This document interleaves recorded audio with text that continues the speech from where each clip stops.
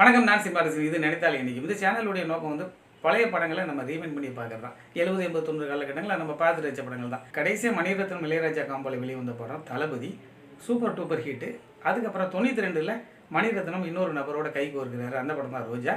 Mani Ratnam AR ரமனுடைய கூட்டணியில் இந்த படம் உருவாச்சு.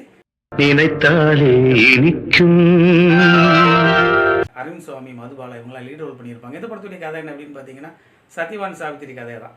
கணவனுடைய உயிரை யமன்கிட்டேருந்து மீட்டுட்டு வந்தாங்களா, அந்த கதை தான் இந்த படத்துடைய ஒன்லைனும். படத்துடைய ஆரம்பத்தில் ராணுவத்துக்கும் தீவிரவாதிகளுக்கும் சண்டை நடக்குது. இந்த சண்டையில் தீவிரவாதிகளுடைய தலைவன் வாசிம் கான் கைது செய்யப்படுறாரு. அப்படியே கட் பண்ணால் தென்காசி பக்கம் கிராமத்தில் பெண் பார்க்கறதுக்காக வர்றாரு. சென்னையிலேருந்து நம்ம ஹீரோ அரவிந்த் சுவாமி, அவருடைய அம்மாவும் இங்கே அக்காவை பெண் பார்த்துட்டு அவருடைய தங்கச்சியை தான் கல்யாணம் பண்ணுறாரு. இப்போ அவருடைய வேலை விஷயமா அவர் ஒரு சாஃப்ட்வேர் இன்ஜினியர், ராணுவத்துக்காக ஒர்க் பண்ணுறாரு. அதுக்காக அவர் காஷ்மீர் வர வேண்டியது இருக்குது. இப்போ அவர் அந்த தீவிரவாத கும்பல் கடத்திடுறாங்க.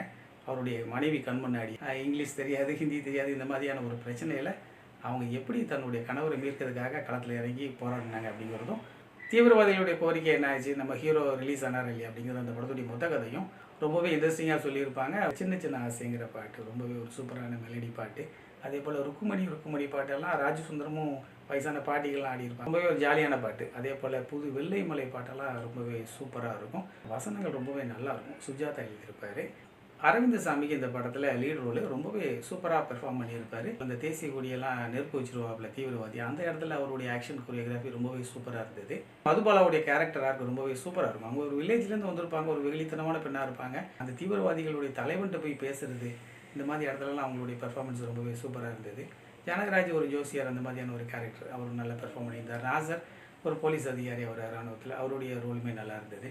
இந்த படம் வந்து தீவிரவாதத்துக்கு எதிரான ஒரு கருத்துக்களை தான் பேசியிருக்கும். கிளைமேக்ஸில் அந்த தீவிரவாதியாக இருந்தால் கூட அவனுக்குள்ளேயே ஒரு மனித நேயம் இருக்கும். அதனால தான் அவன் இந்த ஹீரோவை தப்பிக்க விடுறது அப்படி தான் அந்த காட்சிகளை கொண்டு போயிருப்பாங்க. நீங்கள் இந்த படம் பார்த்துருந்தீங்கன்னா கமெண்ட்டில் பதிவு செய்யுங்க. நன்றி. மீண்டும் சந்திப்பு வந்து சேனல் பிடிச்சிருந்தா லைக் பண்ணுங்கள், கமெண்ட் பண்ணுங்கள், ஷேர் பண்ணுங்கள். நன்றி.